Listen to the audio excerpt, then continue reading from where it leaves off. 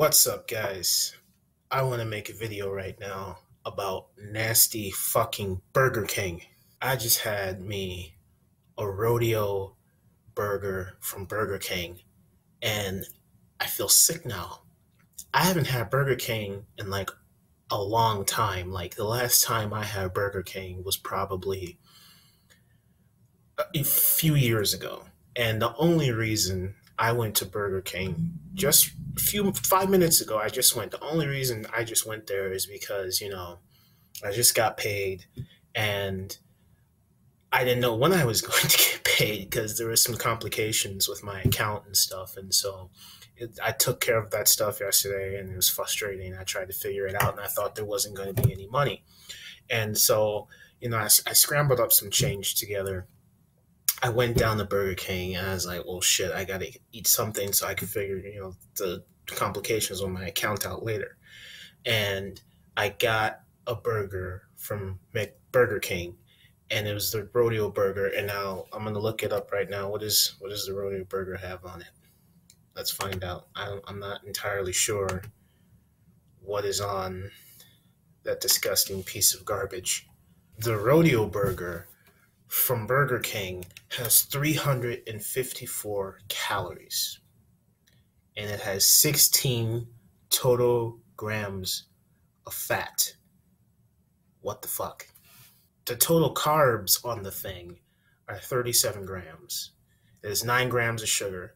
The protein looks good. It looks like it has 12 grams of protein, which I guess is good. It has a fuck ton of sodium, 630 milligrams of sodium, which is bad. Now, the only thing that is on a rodeo burger is, their bread, which I think is very disgusting.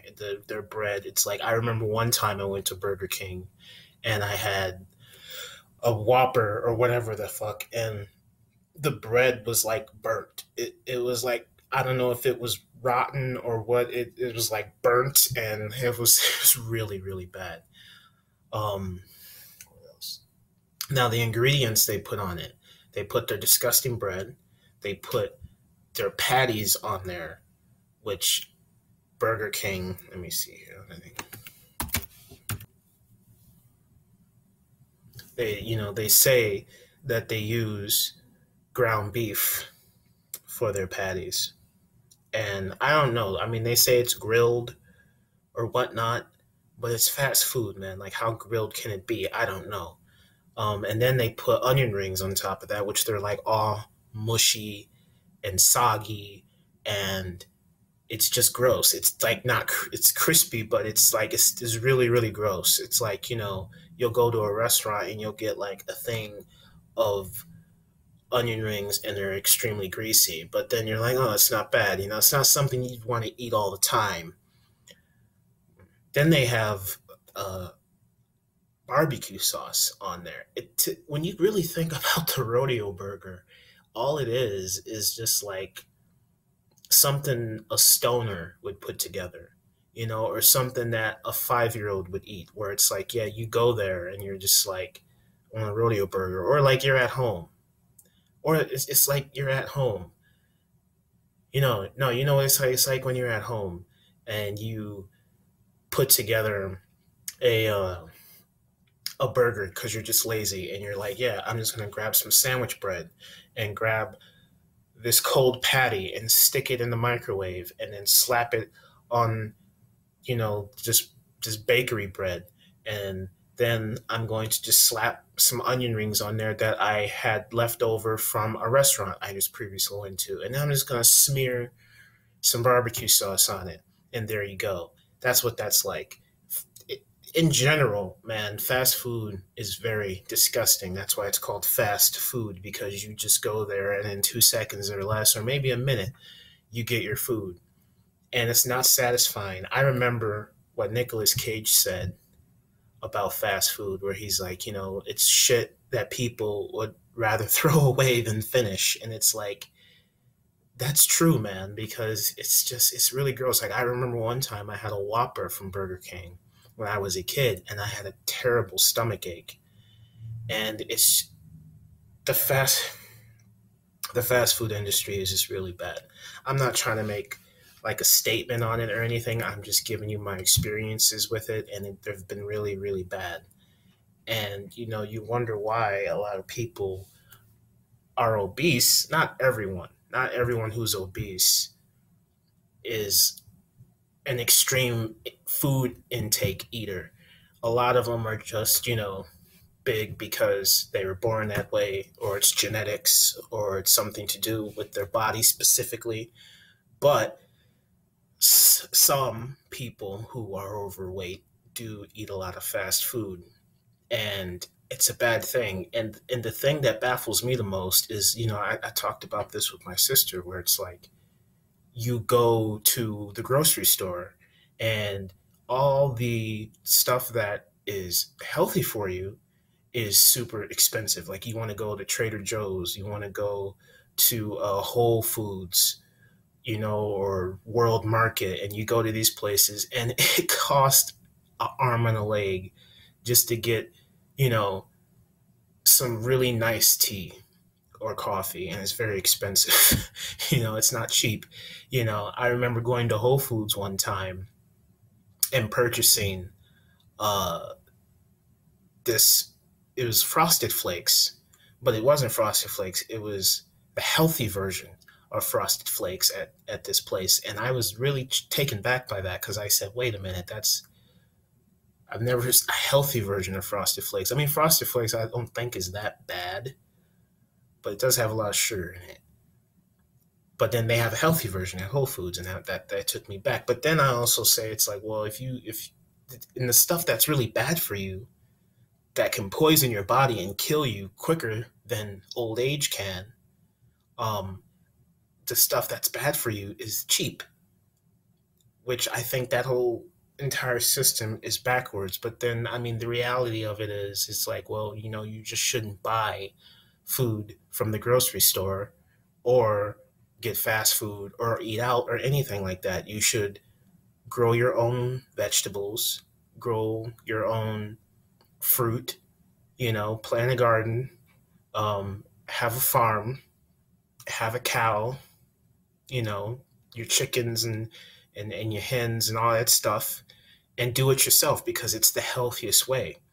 But then, for myself, I can only speak for myself. I don't have the time for that, especially with today's economy where we're all moving so fast and rapidly that we don't have time to have any sort of pleasuring things for ourselves, like go for a jog. Like I know I was reading this book by Alan Watts, and he said, you know, people don't really do the things that they want to do. They complain and say, well, my life is this way, my life is that way, because I have a mundane job and I have all these responsibilities. But yet, a lot of people, especially friends that I know, they wake up in the morning at 5 a.m. and then they eat their breakfast and they are in a hurry, do their morning ritual. They get in their car, traffic, it's a big headache. So they sit in the car, smoke cigarettes, drink coffee, get to work. Then it's just another big headache. You got this deadline, that deadline, you got to do this, you got to do that. And then on top of that, if they're going to school or if they're coming from school, you got your student loans and you got to pay that off. So you got to work probably a job on the side, whatever. And then it's like, you work your 8 hour day and you come home and you're just extremely exhausted. You may be a little crabby. And then, you might some people want to drink and just sit and watch the TV, which is fine. There's nothing wrong with that. I mean, I wouldn't say that is nourishing your body and your mind, but if you want to just take a load off, there's nothing wrong with that, doing that occasionally. But I would say doing it every day, Monday through Friday, is just mundane. Like Alan Watts said, you have to take some time for yourself, like do something that's fun. Like I remember I was telling my spiritual advisor, I was telling her, listen, I feel that way. I come home and it's just mundane and I just want to take a nap or whatever. And it's like, I remember one time I was just extremely exhausted from coming from work, and I went home And I was just like, I don't want to go to sleep. I don't want to watch TV. I don't want to be on the computer. I don't want to do any, I don't want to see nobody. I don't, and the only thing that I did was I went for a jog. I went, and I was super tired too. Like I just wanted to crash, but I was like, I want to do something. So I put my headphones in. I went for a jog, and it was about, I don't know, a few miles, and then I went back home, and I felt completely rejuvenated. It was fantastic. It was so fantastic. I felt completely rejuvenated, that I had this whole new burst of energy. And I'm not saying that works for everybody. That worked for me. Being tired, then going for a jog that you don't want to do. Because every time I go for a jog, I haven't been for a jog in months, but this was at that particular time. But, you know, before I went for a jog, it was like, I roll my eyes. I don't want to do this. This is so stupid. But then I do it, you know, and I did it. I finished, and it felt great. I felt really, really good after a jog, after I came from work, and I was like, oh, yeah, my mind was really active. But then I had to go to bed because it was late. But then I was like, oh, I'm going to sleep. I want to do a bunch of things now. And this was just after me coming home from work feeling exhausted. And so, back to the story, it's like, yeah, I feel like a lot of people, we do a lot of things in our life that are mundane, that don't give us satisfaction or joy. I encounter a lot of angry people, especially my girlfriend, with what she does in customer services. She always comes home and tells me about like these creeps and perverts that keep trying to like hit on her and stuff. And or some people who will come in there and be very just rude and mean to her because they've been having a bad day. Like there are so many weirdos and creeps and freaks out there in the world. It's ridiculous, and there's so many people that have things going on in their lives that they have to put that on someone else like a virus. Man, it's very, very awful. But I've done that before too. I've had a bad day and reflected my frustrations and anger out on somebody, because you could be so angry you just want to take it out on someone. I understand that. um so life can be very frustrating sometimes. But I would say this moral of all of these stories, I would say, is number one, do like what my man Alan Watts said. He said work should be play. Work should be play.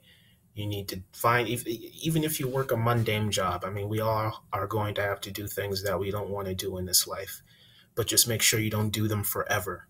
Make sure you have a plan, a strategy, something that you can say, okay, I'll do this for a while and hopefully it leads to this. And if it doesn't, then have a plan B, C, D, E, and say, yeah, I have to do this current thing for a little while. Even though I don't like it, I know I have to do it because I have to handle my responsibilities. But then work should be fun. Don't do something where it's like, I got to do it for the money. People I always hear say, I'm a money chaser. If it ain't about money, then it means nothing to me. Tell you what, man, money is, yes, it is important. You have to have it to survive. You have to eat. You have to have a roof over your head, clothes, all that stuff. And then they say, yeah, money doesn't make you happy, which I think is partially true, because money can make someone happy. Like, I've felt this way, where it's like, yeah, you're broke for an extended period of time, and you're just like, I hate my life. But then you can still find joy in little things, like going for a walk in the woods and looking at the trees and the birds and the bees, whatnot, smelling the flowers, as they say. But then if you do have money, you can be happy and be like, do all of the expensive, luxurious things that you want to. Like, oh, you want to get away from everyone and stay in a whole nice hotel for a while and be pampered. You can do that. You want to get a haircut. You can do that and feel good about yourself. You want to buy these new shoes. You want to go, you know, get a case of beer and go on the beach and relax and let your toes sit in the sand, So money, it's half and half, where like it doesn't completely satisfy you, I think, but then it can also do things for you to where it's like, yeah, if you didn't have it, you wouldn't be able to do it and get that extra. I would say having money is that extra extension of happiness, I would say. But yeah, I would just overall, I would say, get get a job or do something that you love to do. And if you are doing something you don't like to do, try and find some sort of joy in it, like something, play a game every time you go there, or something in your head. Or if you can't play your music, play the music in your head. You know, the mind, I feel, is the most powerful weapon a person possesses.